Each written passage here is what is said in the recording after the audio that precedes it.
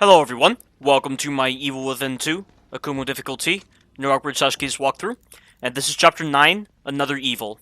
And this, in my opinion, is the most intimidating chapter in the game, and just the choice of the environment, just the way everything is just so claustrophobic, it presents a very grim atmosphere. And it's a very nice introduction into Theodore's character, and I have to speak about Theodore right now. I don't know why Theodore is such a controversial character in the minds of so many people who play this game, because a lot of people don't like him, and I just don't understand why.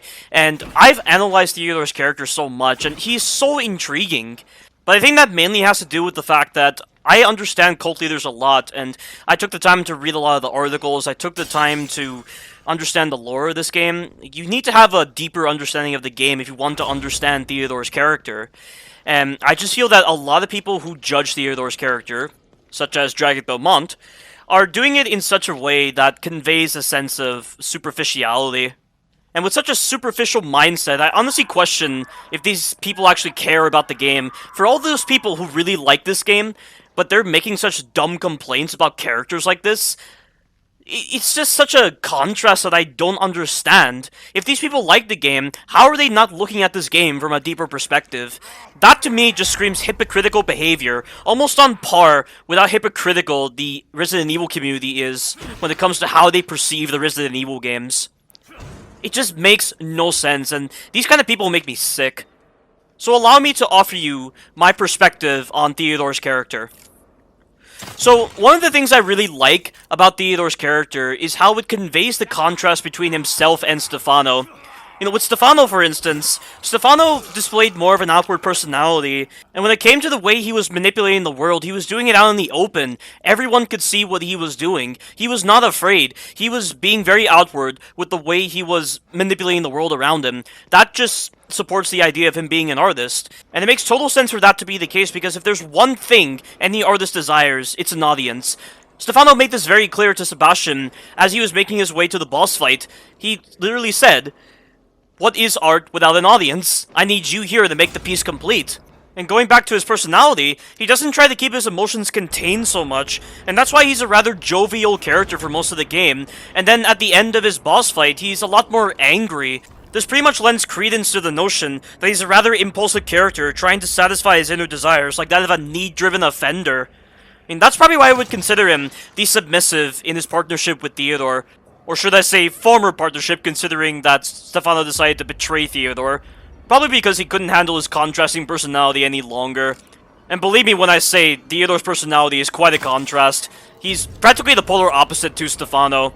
Like, Theodore is a more secretive individual. He hides in the shadows. He manipulates STEM off the grid, so no one has a clue what he's doing. And he's doing all this while still being a part of Mobius. That kind of secretive nature is perfectly accommodating for a cult leader like him.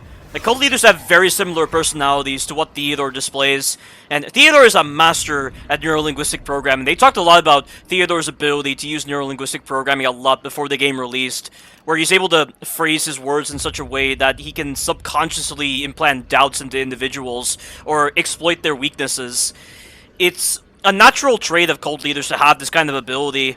It's one of the main reasons why followers of a cult always follow the leader without question, because they are very dependent upon the leader, and similar to that, Theodore uses those weaknesses in the individuals to fold them into his flock. And it's a very clever ability. It's something that Charles Manson displayed a lot, and that's why he's such a subject for the FBI when it comes to his ability to fold members into a flock. Based on the reasons I have just listed, the contrast is definitely clear. In fact, I would almost describe the contrast as being representative of the superficial versus deep mindset of individuals. Like with Stefano, his outwardly personality is representative of the superficial mindset of individuals, whereas with Theodore, you have to not have such a superficial mindset if you want to understand his character. And I don't have that kind of mindset, which is why I'm able to understand his character a lot better compared to a lot of other people. And it's also why I can interpret this final boss fight better than anyone else. I don't know why people in their right mind would think that Theodore himself would just confront Sebastian directly as his final boss fight, because that doesn't line up with the kind of character he is. Stefano is going to do that, but not Theodore. Like, people's expectations of Theodore do not line up with the lore of the game and also with Theodore's traits. That's why people misinterpret this boss fight. Like, Theodore is the kind of guy who would commit murder by proxy. He's the kind of guy who uses the inner weaknesses of individuals against themselves. That's why he decided to utilize the bosses from the Evil Within 1 as his way of defeating Sebastian, which backfired in the end because Sebastian had conquered his fears of STEM by that point. Before that point, he was still afraid of STEM, and this was indicated by the comic that was released that showcased the events that occurred between the Evil Within 1 and the Evil Within 2. Because in the Evil Within the Interlude, which is what the name of the comic was, Sebastian was recovering from his previous experiences within STEM, back from the first Evil Within, and he was still afraid of what he had experienced back in the first Evil Within, even though he had defeated the bosses on that game. Which is why Theodore decided to use that against him in his boss fight. Like, that right there is how you look at that boss fight from a deeper perspective, not from the superficial mindset where, oh, it's just because they're recycling assets, this and that, they were too lazy with the boss fight. What a bunch of morons. That's the same kind of mindset you get from the Resident Evil community, and it's precisely why Resident Evil 2 Remake was a giant disappointment. Because Capcom decided to listen to a fan base that doesn't understand the very core pillars that define a Resident Evil game, and it's also why Resident Evil 3 Remake did not live up to expectations in so many people's minds. I've flogged this dead horse at this point reiterating this statement, and I'm never going to stop reiterating this statement because this is a statement that will carry on throughout the generations, as long as people still retain the superficial mindset. But back to my thoughts on Theodore. So, aside from me liking how Theodore is a polar opposite of Stefano, I really like the way he's voice acted in this game. He delivers some really nice dialogue, and I especially like the way his voice sounds. His deep, monotone voice has a chilling sensation to it, and the lack of any vesper of human emotion almost reminds me of angels and archangels from the Bible. In the Bible, angels and archangels are portrayed as having no human emotions, and that's what separates them from human beings. It's almost like Theodore incorporates such a system into his practices, making him a more efficient cult leader, and at the same time a very unique and intriguing character to explore. Once again, much like what they did with Stefano, they displayed a lot of care when putting together Theodore's character. Like, this game received a lot of care, and I really love this game because of that. And that will conclude my tangent, so let's get back to the gameplay, because a lot happened while I was talking. So, I should have mentioned before that Chapter 9 only has one stealth encounter, and then there's one combat encounter against a new enemy type, which are the Disciples. For the stealth encounter, you're free to use a lot of harpoon bolts, you can use bottles, you can use stealth attacks. Overall, it's a really fun stealth encounter that promotes a lot of diversity when it comes to approaching the situation. And I actually showcased an enemy type that you only see twice throughout the full game. But one of the lots that I used the bottle against had a mask on, and it was a metal mask. So, much like in Resident Evil 4 and also in the Evil Within 1, when you were also dealing with Metal Mask Haunted, if you shoot them in their mask, they will not react whatsoever. So it's definitely best that you use a bottle against them, rather than waste your ammo. And I'm currently taking the time to get some additional ammo from these cells over here, and I really find the cells on this part to be very creepy. They definitely convey the psychological torture that Theodore was using in order to fold members into his flock. And all of this was being done in the shadows, like practically underground. This is the cancer of Union right now.